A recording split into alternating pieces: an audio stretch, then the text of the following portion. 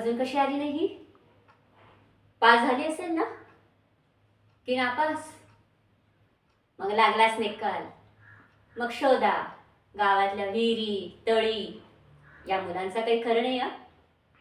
10वी नापास, कर आत्महत्या. मार्क कमी पडले, टाकुडी. बघू. झाली, माझी मुलगी डॉक्टर झाली. नाही नाही, डॉक्टर अरुणिमा चौधरी. जितमय्या, जिंकले. माझं स्वप्न पूर्ण झालं. याच क्षणाची वाट पाहत होते मी. मम्मा, एक विचारू? हो, आज काहीही विचार. मी खूप खुश आहे. तू माझ्यासाठी खूप कष्ट घेतले असतील ना?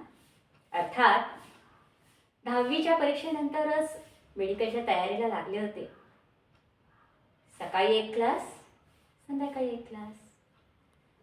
CET, 12वीला सगळं ते रिपीट. CETचा अभ्यास, शिवाय रात्रीची जागरणं, थर्मासमध्ये ओतून आणलेला गरम गरम चहा, परत दुसऱ्या दिवशी पहाटे उठून अभ्यास. सगळ्यांना सांगत सुटायचीस, माझी मुलगी डॉक्टर होणार, मला गाडीतून फिरवणार. झाले, डॉक्टर झाले. मम्मा, एक विचारू? विचार. आज काही विचार म्हटलं ना, खूप खुश आहे मी. पप्पांना 10वीला किती मार्क्स होते? 40. का? गरिबी. त्यांची गरिबी होती. त्याचा काय संबंध? टिळक, आगरकर, गोखले, सावरकर, बाबासाहेब, त्यांची सुद्धा गरिबीच होती. तरीही ते शिकले, लंडनला गेले. बरं, ते जाऊ दे. पप्पांनी आजोबांना एखादी गाडी घेऊन दिली, साधी स्कूटी तरी? कसं शक्य आहे ते? गरिबी होती. 7वा 8वा आयोग आल्यावर पगारवाढ झाले. त्यानंतर आजोबा गेले, नंतर बाबाही गेले. त्यांची खूप इच्छा होती तुला डॉक्टर करायची. झालं, आमचं स्वप्न पूर्ण झालं. आमचं कर्तव्य आम्ही पूर्ण केलं. असं कसं? आत्ता तर खरी सुरुवात आहे. आता मला दवाखाना काढून द्या. कसं शक्य आहे ते? 50 लाख तरी लागतील. शिवाय ही जागाही भाड्याची आहे. मग मला डॉक्टर करण्याचा अट्टहास कशासाठी? आमचं स्वप्न होतं ते. मसणात घाला तुमची स्वप्न.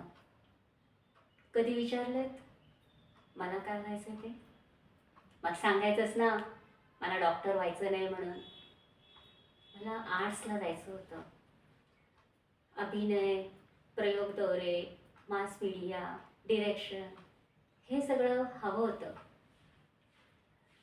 आता डॉक्टरच्या विषयात घुसमट होतीये. वाटतंय फार फार तर मी डॉक्टरची भूमिका करू शकेन. पण तरीही मी मेडिकल पूर्ण केलं. पण आता बास. आता मला माझा आभाळ खुणावतोय. एका नवीन मराठी चॅनलसाठी AD म्हणून जॉब घेतेय. मराठवाड्यात खेडोपाडी शूट आहे. 2-3 वर्षे तरी तिथंच राहील. तोपर्यंत हे सर्टिफिकेट ठेवा तुमच्याकडे. पटले ना मला तरी पटवून घेतले मी. काढून घेतलेले खांदे प्रतिष्ठितांचे, बदनाम प्रेत माझे उचलून घेतले मी.